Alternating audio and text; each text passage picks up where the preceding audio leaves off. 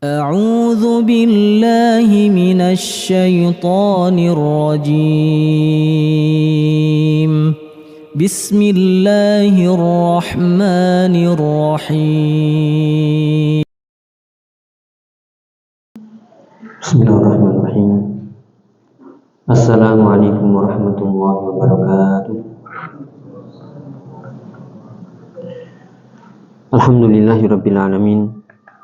Wa bihi nasta'inu ala umurid dunya waddin. Wassalatu wassalamu ala asyrafil anbiya'i wal mursalin. Nabiyina Muhammadin wa ala alihi wa ashabihi wa man tabi'ahum bi ihsanin ila yaumiddin. Allahumma 'allimna ma yanfa'una wanfa'na bima 'allamtana wa zidna 'ilma. Allahumma aslih syu'unana kullaha wa la takilna ila anfusina tarfata 'ain.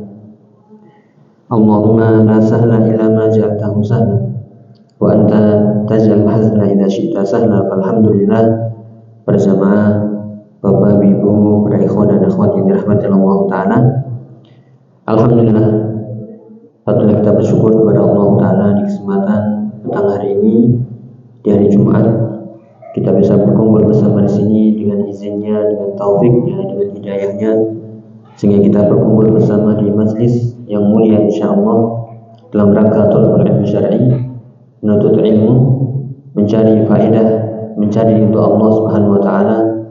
Semoga apa yang kita usahakan menuju tempat yang mulia ini benar-benar dicatat sebagai amal ikhlas lillahi taala, amal yang kita harapkan kelak menjadi pemberat timbangan kita semuanya yang mulia. Allahumma amin.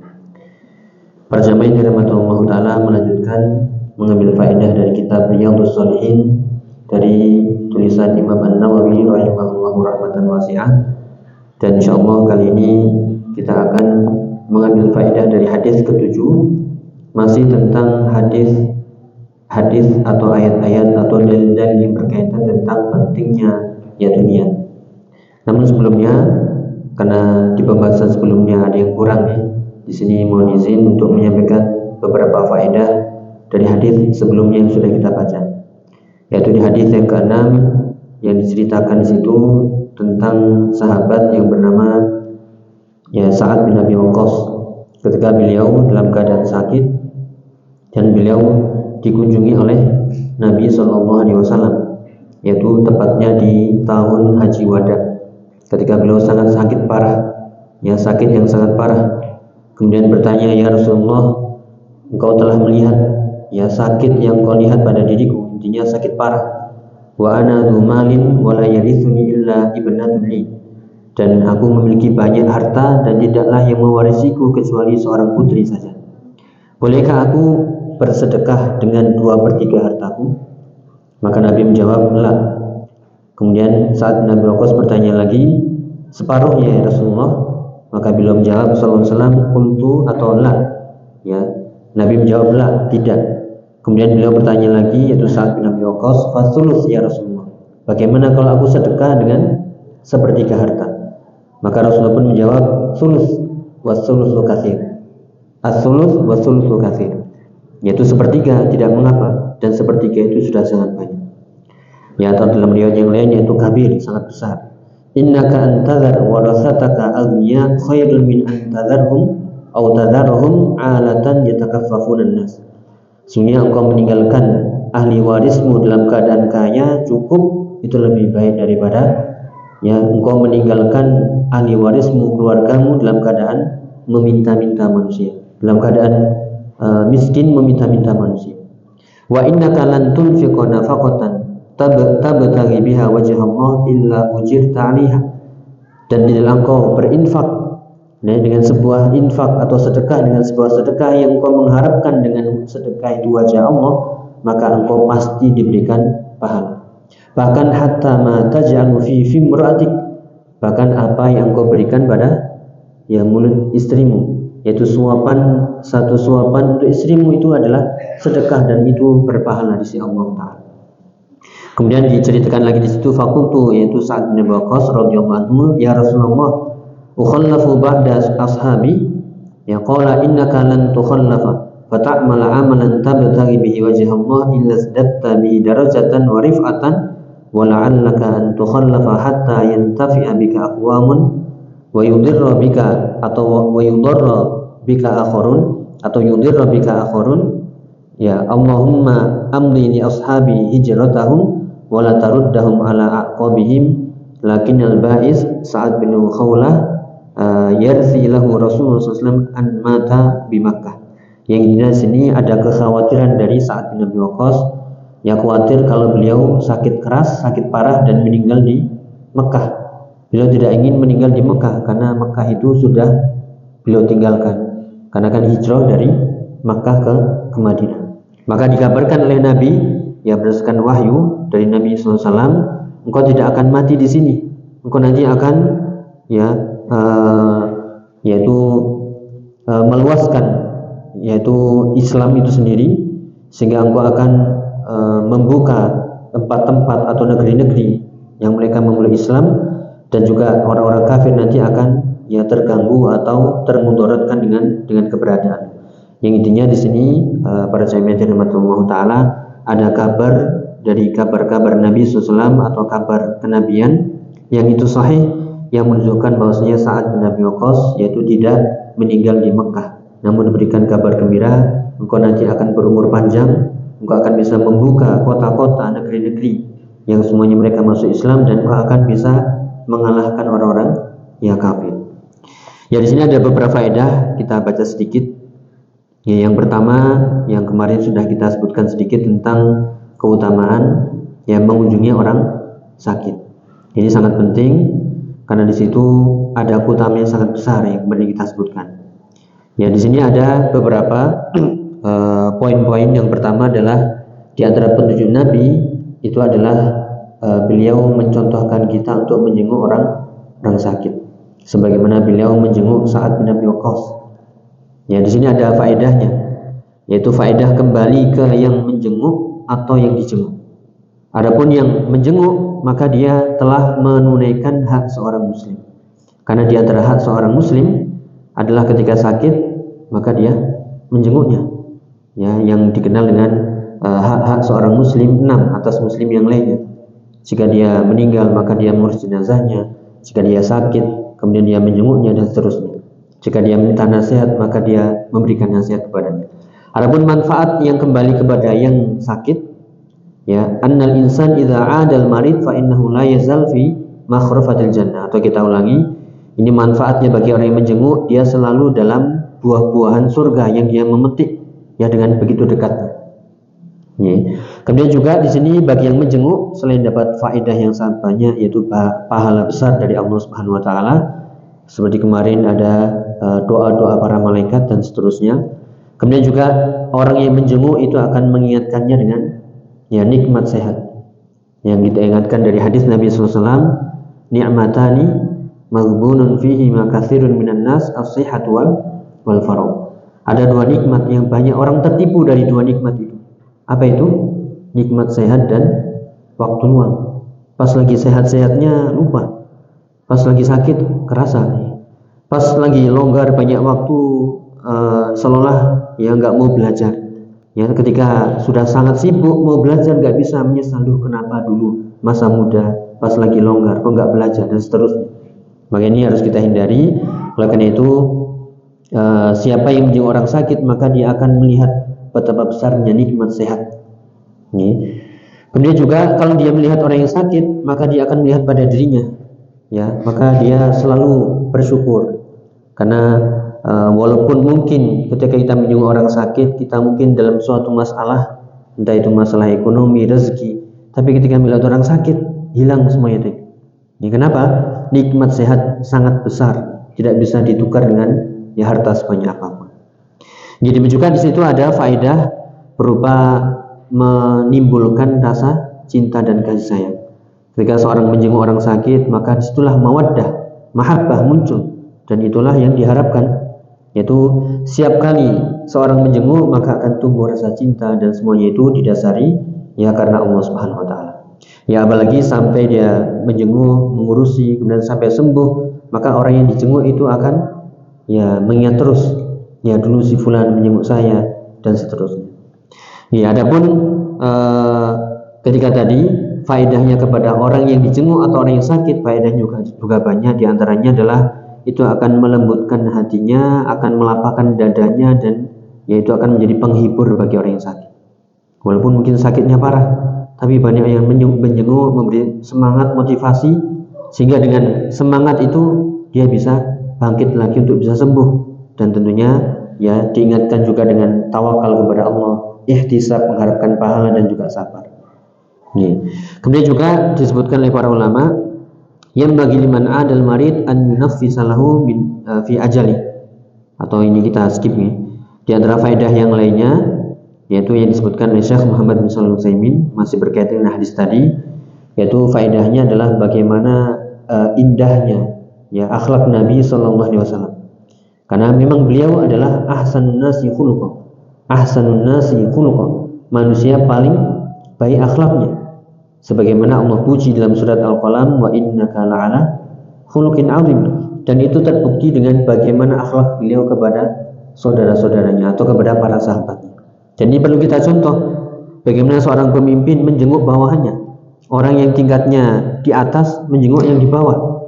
Nah, ini perlu kita contoh bagaimana beliau menjenguk para sahabat beliau SAW, saling mengunjungi, dan disitulah ya yang menunjukkan akhlak mulia dari beliau SAW.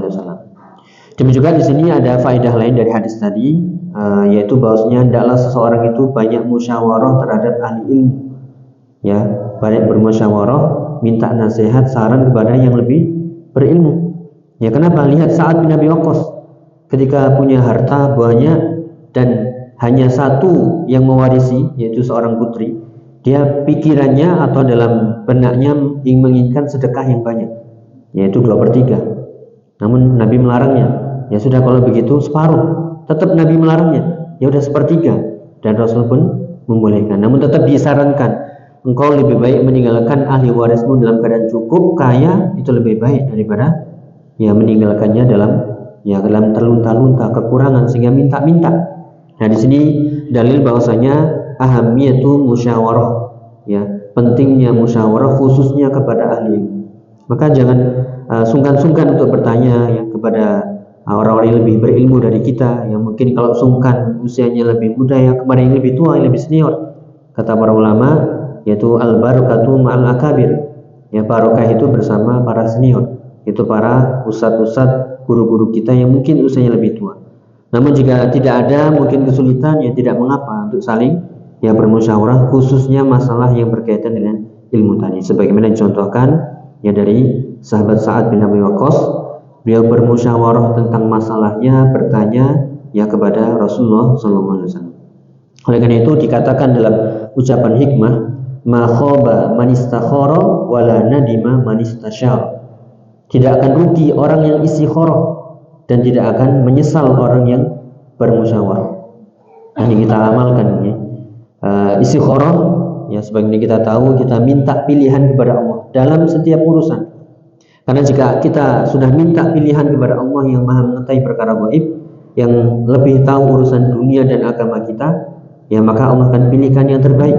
Ketika kita sudah melangkah dengan pilihan itu, sudah nggak akan menyesal, nggak akan balik, karena itu sudah ya pilihan kita yang kita minta kepada Allah Subhanahu Wa Taala. Dan juga orang yang bermusyawarah, semakin banyak yang kita ajak musyawarah, tentunya yang berilmu dan berpengalaman, maka setelah kita mengambil keputusan kita nggak akan ya menyesalinya. Oleh karena itu sekali lagi, ma khaba man istakhara wala nadima man istasyara.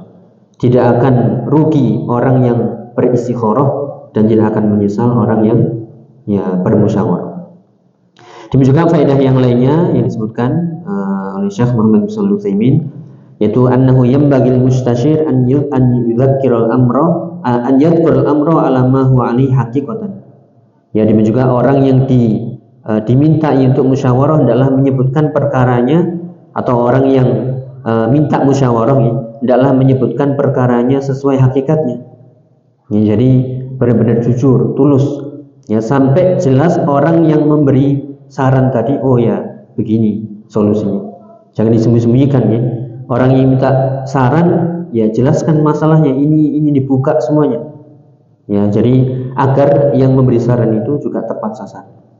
Ini seperti yang tadi Sa'ad bin Abi Waqqas menyebutkan ana dzu malin. Ya, saya termasuk orang yang banyak harta. Saya punya satu ya ahli waris putri saja. Nah, maka bagaimana sarannya dan seterusnya.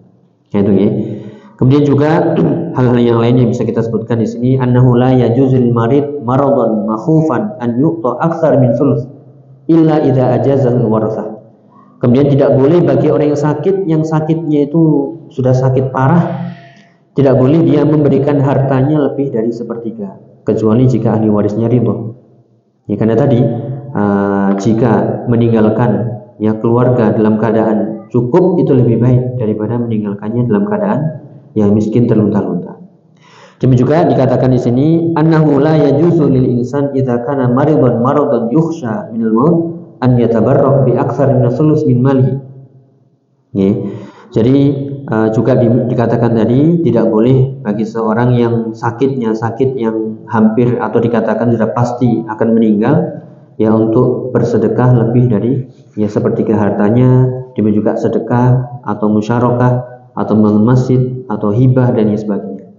Ya, maka tidak boleh ditambah lebih dari ya sepertiga. Kemudian juga dari faedah ya khaufus sahabah al-muhajirin min Makkah an yamutu fiha lianna Sa'ad radhiyallahu anhu qala ukhallafu ba'da ashab. Yaitu takutnya para sahabat untuk meninggal atau takutnya mereka akan kematian mereka di Makkah. Karena kemarin kita sebutkan seorang yang sudah berhijrah meninggalkan karena Allah hendaklah tidak kembali ke tempat yang sudah dia tinggalkan karena Allah. Kalau kita sudah istikharah tadi, sudah musyawarah, kemudian kita sudah mantap ini kita tinggalkan karena Allah, ya jangan kembali. Ya, sudah azam tekad kuat seperti kemarin dicontohkan, sudah azam tekad kuat, TV di rumah enggak boleh, parabola enggak boleh. Kemudian pas hujan-hujan nganggur ini. Ya, toleh enggak ada kegiatan. Ya kayaknya pasang TV lagi deh. Enggak boleh. Ya, kenapa? Tadi sudah meninggalkan TV karena Allah. Sudah siapa yang meninggalkan sesuatu karena Allah, jangan balik lagi. Ya, kenapa? Itu akan membatalkan amalan yang berupa meninggalkan sesuatu tadi. Yaitu para sahabat khawatir kalau mereka meninggal di Makkah karena mereka sudah azam niat untuk meninggalkan Makkah. Karena itu adalah ya yang dikatakan hijrah dari Makkah ke Madinah. Walaupun setelah Fathu Makkah sudah kita bahas setelah hijrah ba'dal fath, tidak ada hijrah lagi ya setelah Fathu Makkah. Ya, dan juga zuhur mu'jizatir Rasul sallallahu alaihi wasallam wa huwa anna Rasul qala innaka lan tukhallafa. Ya, nampaklah mukjizat ada pada diri Rasulullah SAW karena beliau tahu engkau enggak akan ditinggalkan oleh para sahabat wahai Sa'ad bin Abi Waqqas. Sesungguhnya engkau nanti akan hidup, ya engkau akan membuka kota-kota, negeri-negeri sehingga mereka masuk Islam. Engkau akan mengganggu orang-orang kafir dan mereka terganggu dengan keberadaan. Demikian juga annahu min insanin ya'mal amalan yabtaghi bihi wajha Allah illa zadada bihi rif'atan wa darajatan. Poinnya di sini siapa yang mengamalkan sebuah amalan yang itu mengharapkan wajah Allah, maka pasti Allah akan menambah rif'atan wa darajatan. Pasti Allah akan menambah derajatnya di sisi Allah Subhanahu wa taala. Hatta wa in kana fi makanin la yahillahu al-baqa' fihi li'anna al-amal syai'un wal baqa' syai'un akhar. Yang intinya bahkan pada amalan yang di situ tidak boleh menetap di sana. Tapi jika itu dilakukan karena Allah, maka pasti dia akan mendapatkan pahala di sisi Allah Taala. Ya, bahkan dicontohkan di sini tapi masalah fikih, maksudnya ketika seorang sholat di tempat yang di situ tempatnya yaitu tempat yang maghsubah atau tempat yang dirampas atau tempat yang ada hal-hal yang haram di sana. Ya, atau misalnya sholat pakai sajadah tapi sajadahnya curian. Misalnya apakah sholatnya sah? Sholatnya sah? Sah, tapi dia berdosa ini. Tapi sholatnya tetap imdi ya, teruskan. Nah, tapi dia berdosa karena tadi karpetnya nyuri atau bajunya dia nyuri. Tapi sholatnya khusyuk, ikhlas, dia dapat pahala. Nah, tapi mencurinya tadi ya dia berdosa di situ. Ya, wallahu a'lam. Ya, kemudian kita masuk ke hadis tadi tadi biar gak lupa faedahnya karena itu juga besar insyaallah. Nah, kita masuk ke hadis ke-7. Insyaallah kita konsentrasi sejenak ya. Hadisnya pendek banget ini. Siap ya insyaallah. Ya, hadis ke-7 bagi yang punya kitabnya, dari hadis Abu Hurairah radhiyallahu anhu, yaitu nama beliau Abdurrahman ibnu Sakhrin radhiyallahu anhu, qala, beliau berkata, qala Rasulullah sallallahu alaihi wasallam, innallaha la yanzuru ila ajsadikum wala ila suwarikum walakin yanzuru ila qulubikum. Titik. Rawahu Muslim. Ini riwayat di antara riwayat-riwayat yang ada. Adapun riwayat yang lebih lengkap bukan sampai qulubikum, tapi harus ditambahi wa a'malikum. Maka dalam riwayat yang lain, innallaha la yanzuru ila suwarikum wa amwalikum walakin yanzuru ila qulubikum wa a'malikum. Ya, kalau riwayat yang pertama tadi yang disebutkan Imam An-Nawawi, sungguhnya Allah tidak melihat pada tubuh-tubuh kalian. Ya, apakah pendek, kurus, gemuk, mau six pack ya, mau zero pack ya, mau silakan. Kamu nggak melihat itu, makanya jangan terlalu obsesi saya harus tubuhnya standar. Tapi kalau ngaji ngantuk, ya berdoa sama aja. Ya, tubuhnya atletis, tapi kalau ke masjid berat banget, ngangkat beban untuk gym ya, itu bisa. Tapi ngangkat mushaf, ya pagi hari ngantuk. Ya, nah ini jadi biasa-biasa saja. Yang penting adalah ibadah kita. Jadi Allah tidak melihat tubuh-tubuh kalian. Sekali lagi, mau cantik, mau jelek, mau putih, ya, mau hitam, ya, mau sawo matang, mau gemuk, mau kurus, ya Allah tidak melihat. Wala ila suwarikum, dan Allah tidak melihat rupa-rupa kalian.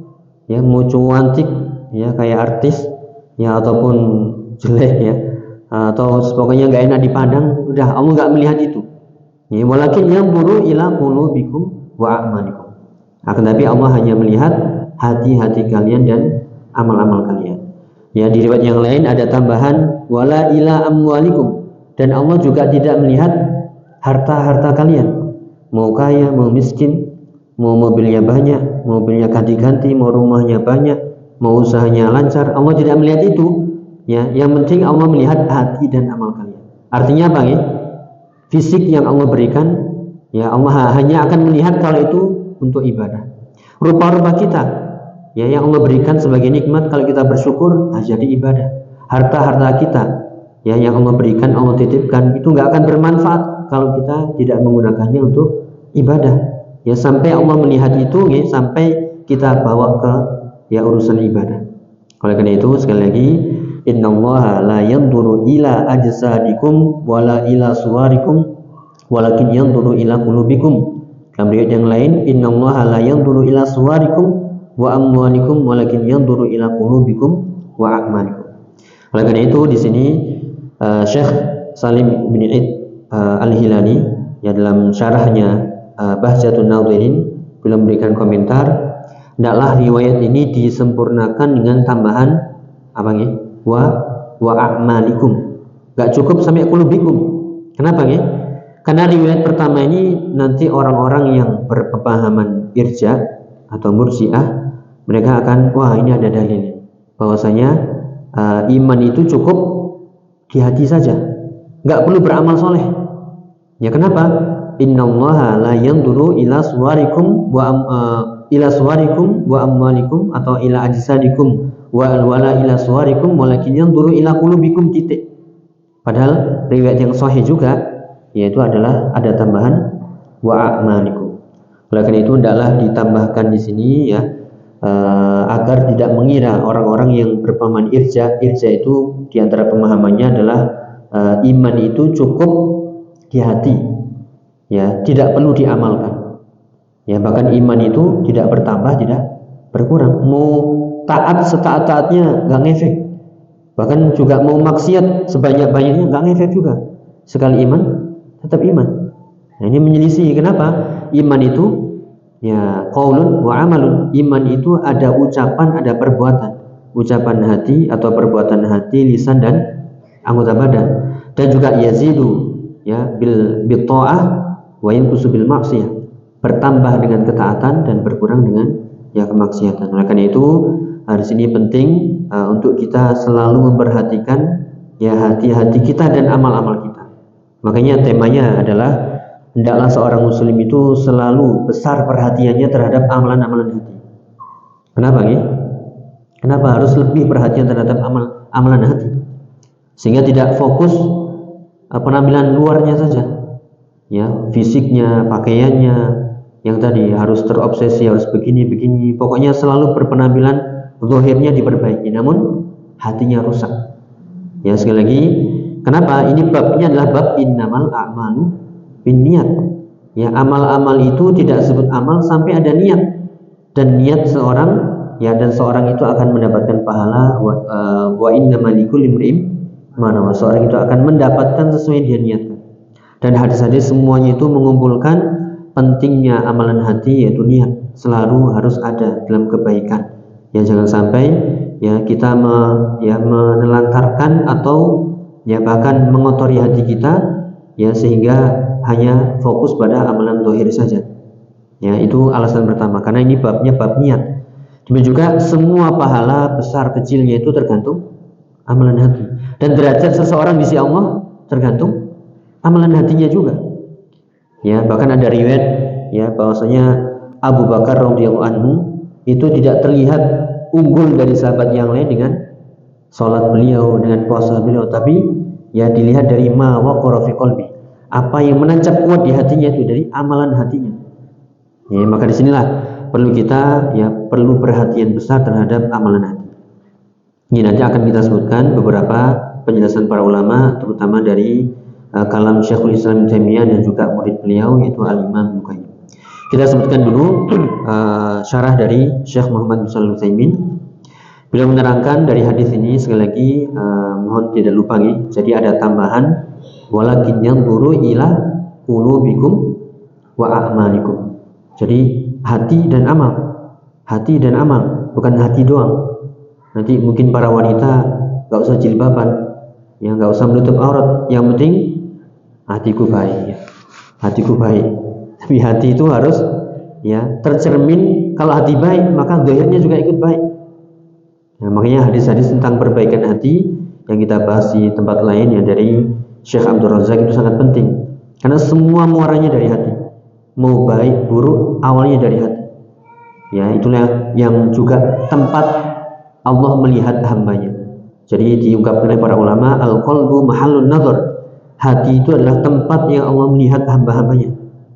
Ya, bukankah di surat Al-Hujurat disebutkan inna akramakum indallahi atqakum, ayat 13. Sungguhnya manusia atau orang yang paling mulia di antara kalian adalah, yang di sisi Allah adalah yang paling bertakwa.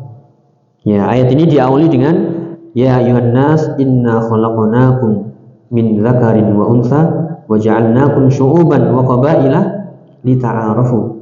Ya, wahai manusia, kami kata Allah menciptakan kalian laki-laki, perempuan, dan kami jadikan kalian itu bersuku-suku, berbangsa-bangsa.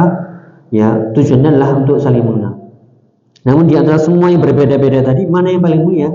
Inna akramakum indallahi atqakum. Yang paling mulia bukan yang paling cantik, paling ganteng ya, atau paling tinggi, paling gemuk, ya, paling kurus, paling langsing, atau paling kaya, tidak, paling miskin. Ya, semuanya enggak dilihat. Yang dilihat adalah ya hatinya. Makanya hati itu adalah tempat Allah melihat hambanya. Dan jika hatinya baik, maka di situ akan baik seluruh tubuhnya. Sebagaimana hadis yang ini harus kita hafal dan sering diulang-ulang. Ala wa inna fil jasadi mudghatan idza salahat salahal jasadu kulluhu wa idza fasadat fasadal jasadu kulluhu ala wa hiya qalb. Ketahuilah dalam tubuh itu ada segumpal daging. Jika itu baik, seluruhnya akan ikut baik. Namun jika itu buruk, kotor, rusak, semuanya akan ikut rusak dan kotor. Ketahuilah itu adalah ya hati. Ya, maka disinilah pentingnya ya. Jadi Allah tidak melihat rupa-rupa, nggak melihat fisik-fisik zahir, tapi yang Allah lihat adalah hati-hati. Makanya agar kita fokus, perbaikilah hati-hati kita, karena itulah yang Allah lihat. Ya, disinilah pentingnya ya memperhatikan ya amalan-amalan hati kita. Dan sekali lagi tadi disebutkan pahala tergantung amalan hati. Kemudian derajat tinggi dan rendah di sisi Allah tergantung amalan hati. Pahala dilipat gandakan juga tergantung amalan hati. Dan perbuatan itu menjadi pahala atau tidak, atau menjadi dosa tergantung hati juga. Innamal a'malu binniyat wa innamal likulli imrin ma nawa. Oleh karena itu dijelaskan lagi oleh Syekh Muhammad bin Shalih Al-Utsaimin rahimahullah. Jadi Allah tidak melihat pada tubuh-tubuh, apakah kabirah, shaghirah, sahihah, sakimah, ya. Allah tidak melihat fisik-fisik, apakah besar tubuhnya, kecil, atau sehat, walafiat, atau pokoknya seger waras, ya. Ataukah dia sakit-sakitan. Allah tidak melihat itu. Wala yanzuru ila suwar, dan Allah tidak melihat rupa-rupa, apakah jamilah, zamimah, ya, apakah dia cantik, jelek, ya, ganteng atau buruk rupa. Allah tidak melihat tadi. Kullu hadza laisa bisyai' indallah. Itu semuanya tidak dinilai di sisi Allah Ta'ala. Wa kadzalika la yanzuru ila ansab, dan Allah juga tidak melihat nasab-nasab. Ini turunannya, ya, turunannya kiai, atau ini turunannya habib, turunannya ustadz, atau Allah tidak melihat itu semuanya. Ya, karena dalam hadis juga disebutkan man batta'a bihi amaluhu lam yusri' bihi nasabuhu. Siapa yang amalnya itu lambat, maka nasabnya yaitu tidak akan mempercepat, ya, dirinya di sisi Allah Ta'ala. Ya, jadi apakah nasabnya itu mulia atau orang biasa atau enggak dikenal, Allah tidak melihat. Wala yanzuru ilal amwal, dan Allah tidak melihat harta-harta. Apakah kaya, ya, apakah miskin, ya, apakah banyak usahanya, kendaraannya dan sebagainya. La yanzuru ila syai' min hadza abada. Allah tidak melihat ini semuanya sama sekali selamanya. Falaysa bainallahi wa baina khalqihi silatun illa bittaqwa, dan Allah tidak melihat antara hamba dan antara dirinya, yaitu Allah, ya, antara diri hamba dan Allah itu kecuali satu hubungan, yaitu takwa. Makanya tadi, ya, inna akramakum indallahi atqakum. Oleh karena itu, walaupun mungkin di antara kita ada yang kekurangan fisik, kekurangan harta, ekonomi dan sebagainya, yang penting bertakwa, maka dia mulia di sisi Allah Ta'ala. Sebaliknya, kalau dia kaya raya atau mungkin fisiknya bagus dan sebagainya, ya, tapi dia tidak bertakwa, maka akan hina di hadapan Allah Subhanahu wa Ta'ala. Ya, makanya dikatakan faman kana lillahi atqa kana minallahi aqrab. Siapa yang di sisi Allah itu lebih bertakwa, maka di situ posisinya, keadaannya, tingkatannya, derajatnya lebih dekat dengan Allah Ta'ala. Wa kana indallahi akram, dan di sisi Allah itu lebih mulia.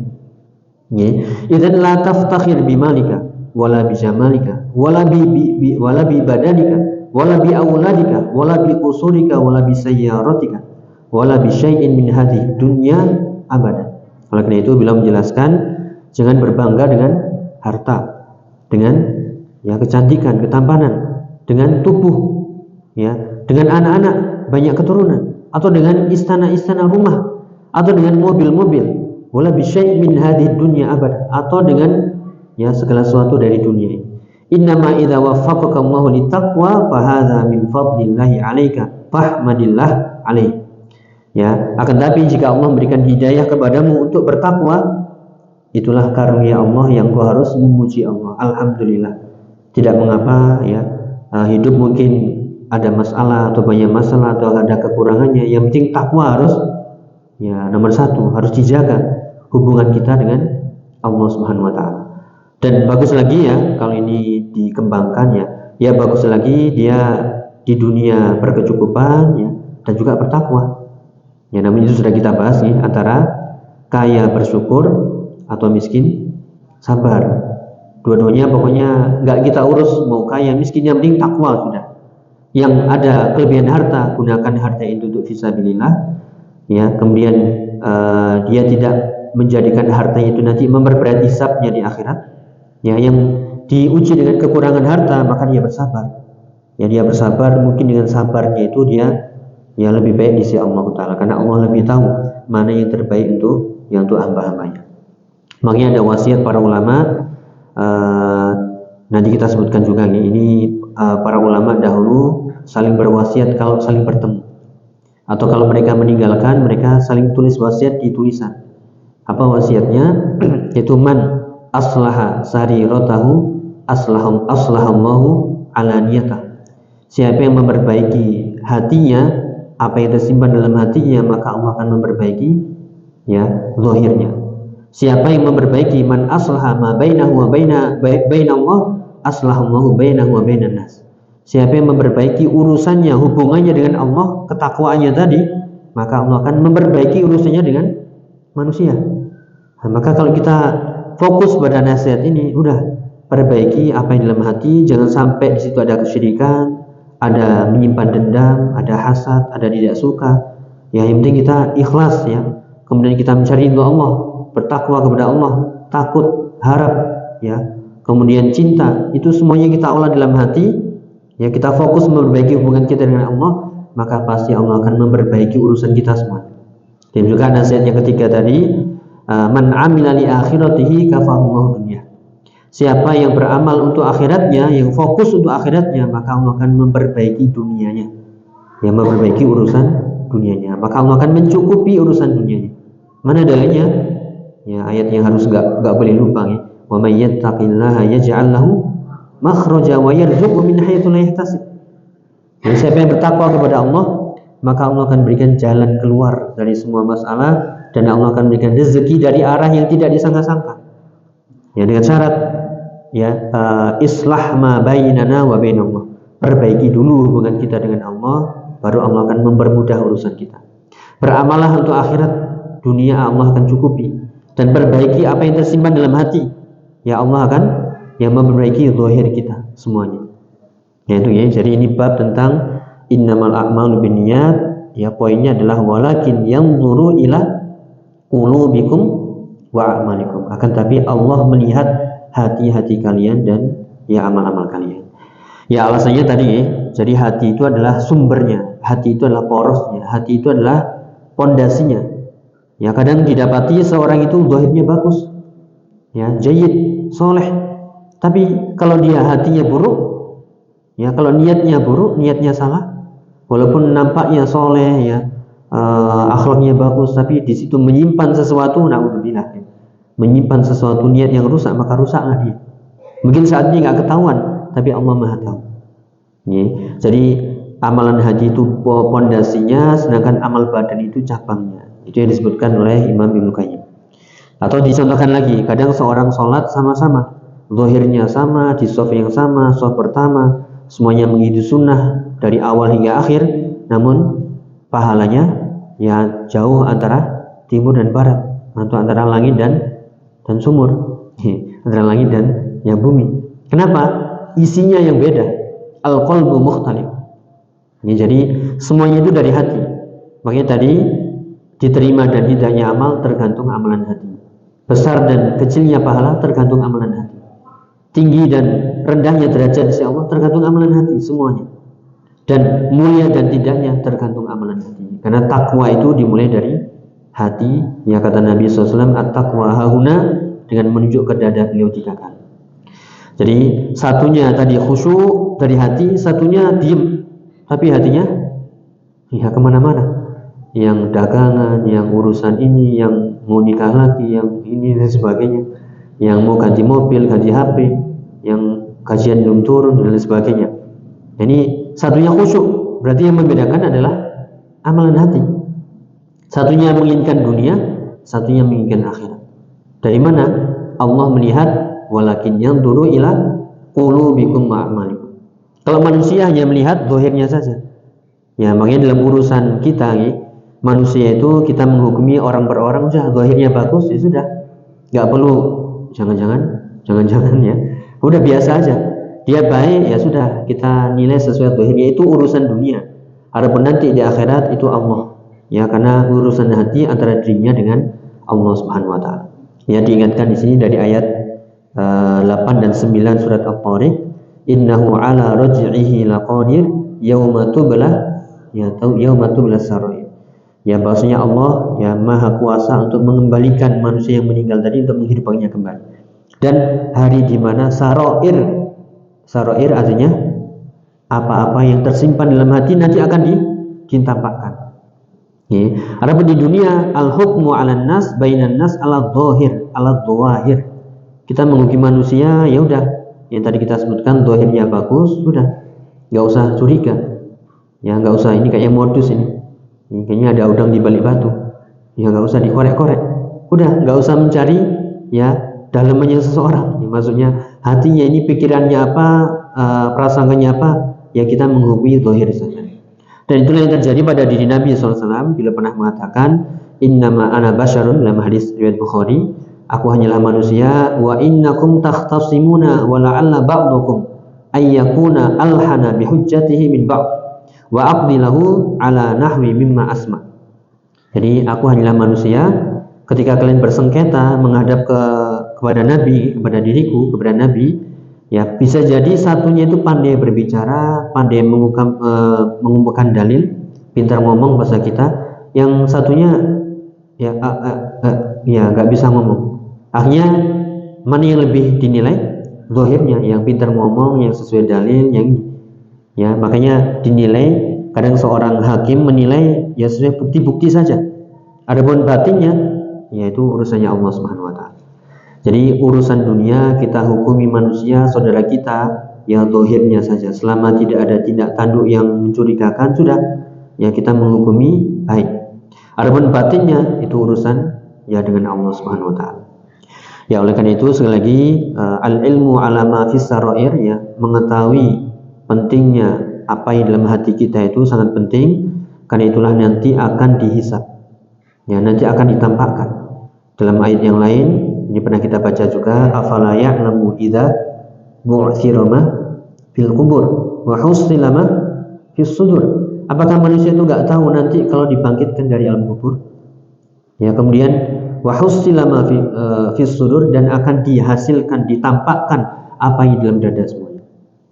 Ya oleh karena itu di sini kita tambahkan pentingnya amalan hati dilihat dari penjelasan para ulama. Ya kita nukilkan dari ucapan Syekhul Islam Taimiyah. Ya beliau mengatakan tentang amalan hati, hiya min usulil iman, itu adalah termasuk pokok-pokok iman. Wa qawaiduddin, dan itu adalah pondasi-pondasi agama. Seperti apa? Mahabbah yang kita bahas di al-ubudiyah. Ya cinta kita kepada Allah dan Rasulnya. Wa tawakkul ala Allah, tawakal kita kepada Allah. Wa ikhlas dinillah, wa ikhlasid din lillah, yaitu mengikhlaskan ibadah hanya untuk Allah. Itu amalan hati. Wa syukru lahu, ya bersyukur kepadanya. Wa sabr ala hukmi, dan bersabar ya atas ketetapannya. Wal khaufu minhu, rasa takut kepadanya. War raja lahu, berharap kepadanya. Wa hadhil a'mal jami'uha wajibatun ala jami'il khalqi, dan semua amalan-amalan ini, amalan hati, cinta, ikhlas, tawakal, bersyukur, sabar, takut, harap, semuanya itu adalah wajib bagi seluruh makhluk, ya disepakati bittifaqi a'immatid-din, disepakati oleh ya para ulama semuanya. Ya. Kemudian juga dikatakan dari murid beliau yaitu Imam Ibnu Qayyim, a'mal qulub hiyal asl. Amalan-amalan hati itu pondasinya. Ya, karena semuanya tadi diterima dan tidak tergantung amalan hati. Berpahala besar atau sedikit tergantung amalan hati. Tingkatannya tinggi atau rendah tergantung amalan hati. Dilipat gandakan ya atau dikurangi tergantung amalan hati. Ya. Makanya semuanya itu a'mal qulub hiyal asl. Amalan hati itu adalah pondasinya. Wa a'mal jawarih tabaun wa mukmilah. Sedangkan amalan anggota badan itu adalah yang mengikutinya dan yang menyempurnakannya. Wa inna niyyah bimanzilati ruh, niat itu seperti kedudukannya seperti ruh. Wal amalu bimanzilatil jasad, dan amal itu seperti tubuh ya dalam anggota badan itu. Ya alladzi idza faraqa ruh famawat. Adapun ya jika badan tadi ditinggalkan oleh ruh, maka dia akan mati. Fa ma'rifatu ahkamil qulub ahammu min ma'rifati ahkamil jawarih. Ya mengetahui hukum-hukum masalah hati itu lebih penting, lebih besar perhatiannya daripada mempelajari ya amalan-amalan anggota badan. Oleh karena itu ini mempertegas pentingnya amalan hati, bahwasanya semuanya itu sumbernya adalah dari hati. Ya kita baik di dunia itu tergantung amalan hati kita. Demikian juga kita tinggi derajat di sisi Allah tergantung ya amalan hati kita. Sebagai penutup ini tambahan mohon izin ya biar lengkap, yaitu bagaimana yaitu memperbaiki atau sarana-sarana yang bisa memperbaiki hati kita. Kan tadi intinya pentingnya amalan hati. Ya kadang kita kurang fokus atau kurang perhatian dalam memperhatikan amalan-amalan hati. Jadi kita tambahkan dikit, kalau seorang itu imannya benar, pasti dia akan memperhatikan amalan hatinya. Yang tadi disebutkan oleh Syekhul Islam Taimiyah, takutnya, harapannya, cintanya, tawakalnya, kemudian khusyuknya, semuanya itu diperhatikan, karena semuanya dinilai dari sana. Maka sarana-sarana yang bisa memperbaiki hati, yang pertama adalah doa. Jangan lupa ada doa dari Nabi, potongannya, penggalannya adalah Allahumma inni as'aluka qalban salimah. Ini pernah kita bahas di pembahasan kaidah istiqomah di Ramadan beberapa waktu yang di sini. Jadi Allahumma inni as'aluka qalban salimah. Ya Allah, aku minta kepadamu hati yang selamat, hati yang bersih. Atau doa kita dari Nabi juga, Allahumma inni a'udzubika min qalbin la yakhsha wa min nafsin la tasba' wa min da'watin la yustajabu laha. Aku berlindung dari yang pertama, ilmin la yanfa'i, dari ilmu yang enggak bermanfaat, dari hati yang enggak bisa khusyuk, dari jiwa yang enggak pernah puas, tamak terus sama dunia, dan juga dari doa-doa yang enggak dijabai. Na'udzubillah.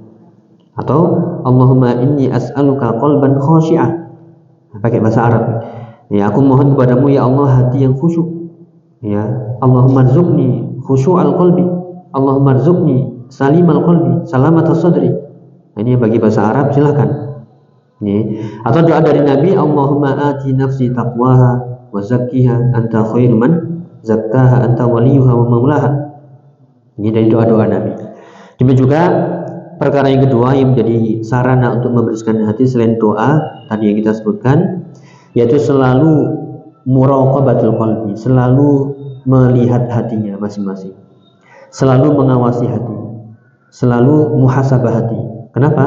Dalil yang tadi kita sebutkan, innallaha la yanzuru ila suwarikum wala ila amwalikum walakin yanzuru ila qulubikum wa a'malikum. Allah itu tidak melihat harta kalian, rupa kalian, jasad kalian, tubuh kalian, tapi Allah hanya melihat hati kalian terlebih dahulu, baru dan juga amal-amal kalian. Oleh karena itu, qalbu mahalun nadharil haq.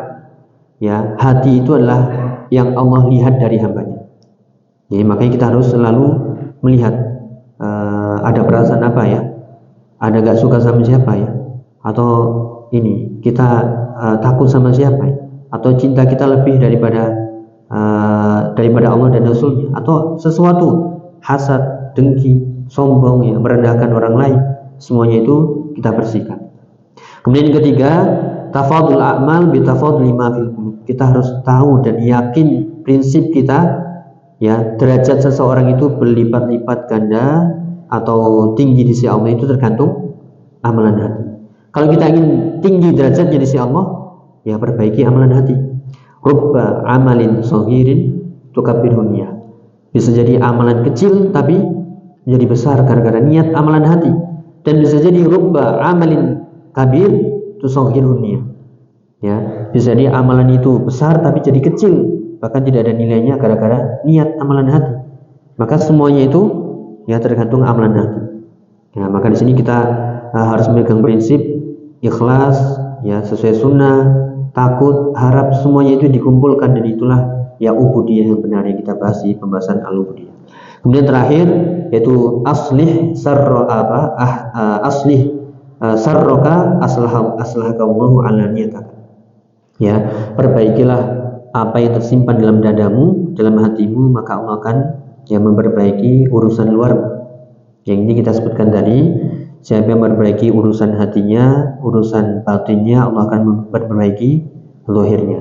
Siapa yang memperbaiki hubungannya dengan Allah, maka Allah akan memperbaiki hubungannya dengan manusia. Dan siapa yang beramal untuk akhiratnya, Allah akan mencukupi kebutuhan dunianya. Wallahu a'lam bishawab. Mungkin itu yang bisa kita bahas. Ya Allahumma rzuqna quluban salimah, Allahumma ati nufusana taqwaha wa zakkiha anta khairu man zakkaha anta waliyuha wa maulaha. Allahumma rzuqna khusyu'al qalbi, Allahumma rzuqna salamatas sadri, Allahumma ja'alna mimman indahu qalbun salim wa lisanun shadiq. Allahumma.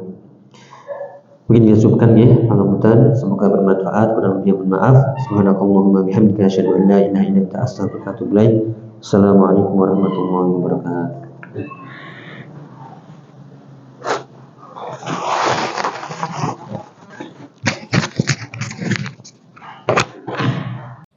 لئن شكرتم لأزيدنكم